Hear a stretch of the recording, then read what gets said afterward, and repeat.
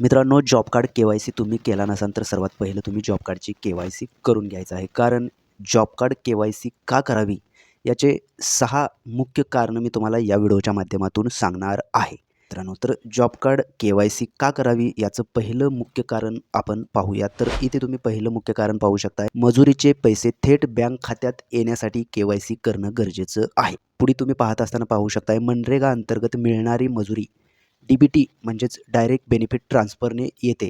KYC नसल्यास पैसे अडकतात, रिजेक्ट होतात किंवा पेमेंट पेंडिंगमध्ये दाखवते. त्यासाठी तुम्हाला के-वाय-सी करणं गरजेचं आहे. हा पहिलं कारण झालं. आता आपण दुसरं कारण पाहूयात. दुसरं कारण पाहत असताना तुम्ही इथे पाहू शकताय ओळख पडताळणी आयडेंटिफाय व्हेरिफिकेशन करणं गरजेचं आहे. तुम्ही पाहू शकताय तुम्ही जॉब कार्डवर दिलेली माहिती खरी आहे याची खात्री सरकार घेते. आधार पडताळणी, फोटो, बोटांचे ठसे, ओ-टी-पी यामुळे फसवणूक थांबते. त्यासाठी तुम्हाला जॉब कार्ड के-वाय-सी करणं गरजेचं आहे. हे 2 नंबरचं कारण झालं. आता 3 नंबरचं कारण पाहूयात. 3 नंबरचं कारण पाहू शकताय कामाचे दिवस, हजेरी योग्य प्रकारे नोंदवण्यासाठी के-वाय-सी करणं गरजेचं आहे. के-वाय-सी झाल्यानंतर तुमची हजेरी NMMS ॲपवरून बायोमेट्रिक पद्धतीने घेतली जाते. हे केल्याशिवाय कामगारांची उपस्थिती वैध मानली जात नाही. तर तुम्हाला यासाठी के-वाय-सी करणं गरजेचं आहे. 4थ्या नंबरचं कारण आपण पाहूयात.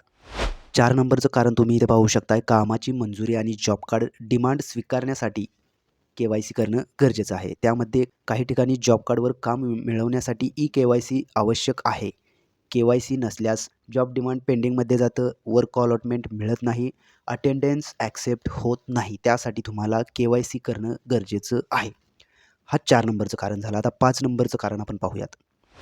5 नंबरचं कारण तुम्ही पाहू शकताय जॉब कार्ड ॲक्टिव्ह ठेवण्यासाठी सुद्धा तुमची के-वाय-सी असणं गरजेचं आहे. तुम्ही के-वाय-सी केला असाल तर तुमचं जॉब कार्ड हे ॲक्टिव्ह राहतं. यामध्ये काही जिल्ह्यांमध्ये के-वाय-सी न केल्यास जॉब कार्ड इनॲक्टिव्ह किंवा होल्ड होते. मग मजुरी थांबते, यादीत नाव दिसत नाही, पेमेंट जनरेटेड होत नाही. त्यासाठी तुम्हाला जॉब कार्ड के-वाय-सी करणं गरजेचं आहे. हा झाला 5 नंबरचं कारण. आता 6 नंबरचं कारण पाहूयात. शेवटचं कारण आहे 6 नंबरचं कारण तुम्ही पाहू शकताय बँक खाते आधार सीडिंगसाठी के-वाय-सी करणं गरजेचं आहे. यामध्ये मजुरी फक्त आधार लिंक्ड खात्यातच येते. त्यासाठी के-वाय-सी अनिवार्य आहे.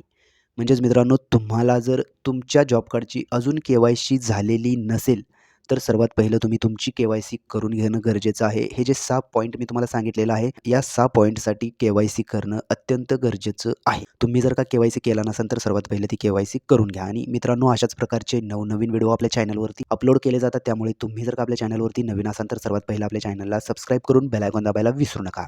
चला तर मग भेटूयात पुढील व्हिडिओमध्ये. धन्यवाद मित्रांनो.